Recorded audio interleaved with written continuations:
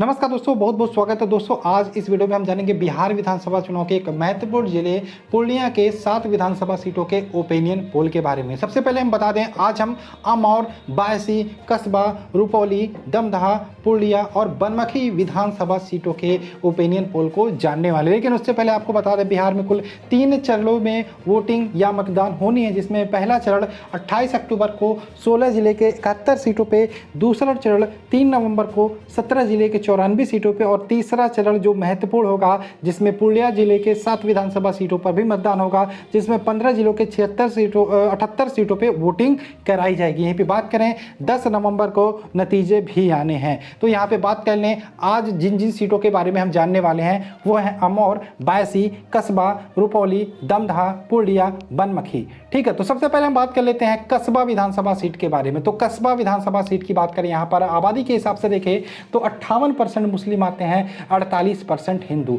अगर जो अभी के हिसाब से बात करें वहाँ पे क्या हालात चल रहे हैं, तो वहाँ पे इस बार पहली बार AIMIM मैदान में उतरी है और ये कहा जा रहा है AIMIM का पलड़ा भारी है, यानी कि AIMIM वहाँ से चुनाव जीत सकती है। वर्तमान में बात करें कसबा विधानसभा सीट में, कांग्रेस का पार्टी वहाँ पे चुनाव जीता था 2015 में और 2010 में भी कांग्रेस जीता था तथा उससे पहले यहाँ पर BJP का राज रहा था। लेकिन वर्तमान में बात करें, AIMIM कसबा से चुनाव जीत सकती है। अब बात कर लेते हैं पूर्णिया विधानसभा सीट की। तो पूर्णिया विधानसभा सीट की बात करें, यहाँ से BJP का दबदबा हमेशा रहता है और इस बार भी यहाँ से BJP और JDU का जो गठबंधन है वो चुनाव जीत सकता है।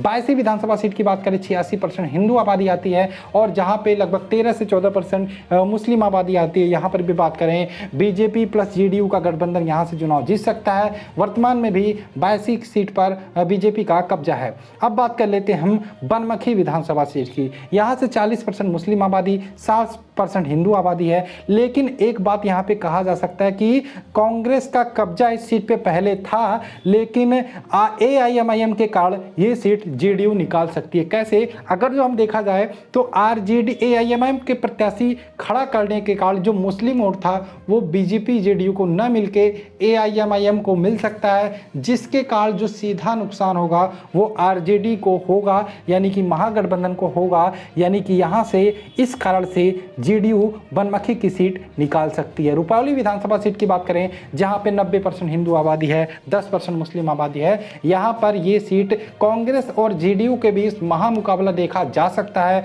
लेकिन देखा जाए तो ये सीट भी JDU के खाते में जाती हुई दिखाई दे रही है। दमदहा विधानसभा सीट की बात करें, RJD ये सीट निकाल सकती है। इसके पहले इस सीट पर JDU का कब्जा रहा था। अब बात कर लेते हैं हम अमौर विधानसभा सीट की। तो अमौर विधानसभा सीट भी यहाँ पे RJD के खाते में जाता हुआ दिख रहा। दोस्तों, ये था पूर्णिया जिले के 7 विधानसभा सीट का ओपिनियन पोल। दोस्तों, अगर जो आप चाहते हैं हम आपके जिले का ओपिनियन पोल बताएं, आपके विधानसभा सीट से कौन जीत रहा, तो जल्दी से चैनल को सब्सक्राइब कर लीजिए और अपने विधानसभा सीट का नाम कमेंट करके जरूर बताइए और आप अपने हिसाब से भी बताइए कि आपके विधानसभा सीट से कौन जीत रहा। तो चलिए मिलते हैं नेक्स्ट वीडियो में। जय हिंद दोस्तों, जय भारत।